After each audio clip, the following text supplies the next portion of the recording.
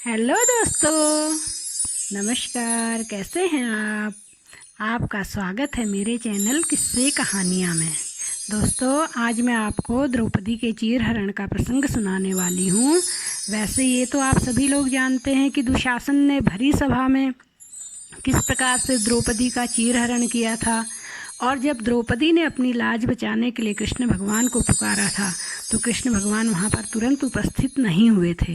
हुआ कुछ यूँ था कि जब द्रौपदी अपनी रक्षा के लिए कृष्ण भगवान को पुकार रही थी कि हे कृष्ण आओ, मेरी लाज बचाओ, हे माधव आओ, तो उसी समय ब्रह्मांड में जो है नारद जी विचरण कर रहे थे।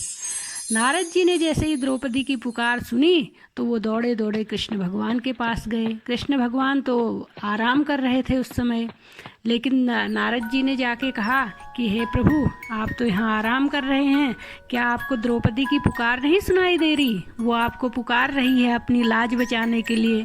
तो कृष्ण भगवान ने कहा कि नारद जी, मैं भी सुन रहा हूँ, मुझे सुनाई दे रही है द्रौपदी की पुकार, लेकिन मैं वहाँ तब तक नहीं जा सकता हूँ जब तक कि द्रौपदी के खाते में कोई पुण्य का किया गया कार्य ना हो।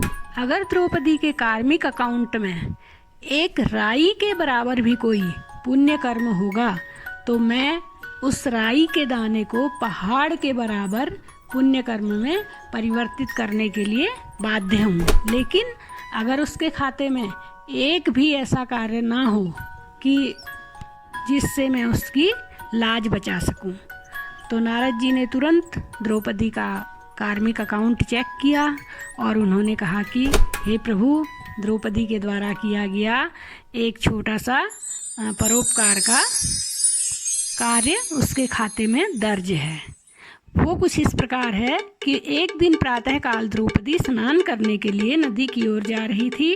उसी समय द्रौपदी से लगभग 15-20 कदम आगे एक बूढ़े बाबा भी स्नान करने नदी की ओर जा रहे थे। जैसे ही बूढ़े बाबा नदी पर पहुंचे तो उन्होंने अपनी सूखी धोती, जो कि उन्होंने नहाने के उपरांत पहननी थी, उसे नदी के किनारे एक पेड़ के नीचे रख दिया तथा दूसरी धोती पहने हुए वे नदी में नहाने लगे। इतने में तेज हवा चली और बूढ़े बाबा की सूखी धोती उड़कर नदी में गिर गई और दूर बह गई। अब जैसे ही बूढ़े बाबा नहाकर नदी के किनारे आए तो उन्हें अपनी धोती कहीं नजर नहीं आई।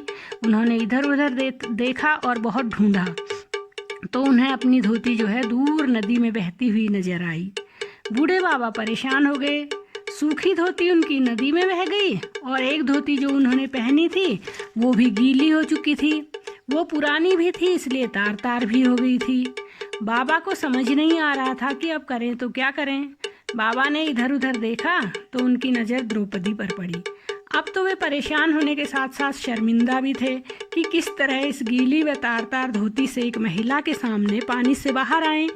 अतः वह शर्म के मारे पानी के अंदर ही रहे। द्रौपदी ने उनकी धोती को पानी में बहते हुए देख लिया था, अतः द्रौपदी को सारा माजरा समझते देर न लगी। बाबा को इतने परेशान देखकर द्रौपदी का हृदय पसीज गया। अतः द्रौपदी ने अपनी साड़ी, जो कि वो नहाने के उपरांत पहनने के लिए लाई थी, उसे फाड़कर 2 टुकड़े किए तथा एक टुकड़ा बाबा को देकर कहा कि बाबा, आपकी धोती तो बह गई है, परंतु कोई बात नहीं, आप यह धोती पहन लीजिए और पानी से बाहर आ जाए। क्योंकि अब द्रौपदी के खाते में जो है ये बूढ़े बाबा को दान की गई आधी साड़ी दर्ज है, अतः अब कृष्ण भगवान बाध्य थे कि द्रौपदी की लाज बचानी है और उनकी चीर को उन्होंने बढ़ाना है। आगे की कथा तो आप सभी जानते ही हैं। तो दोस्तों, आपको अगर मेरी ये कहानी पसंद आई हो तो आप मेरे चैनल को सब्सक्राइब करें और मेरे वीडियो को लाइक ज़रूर करें। धन्यवाद।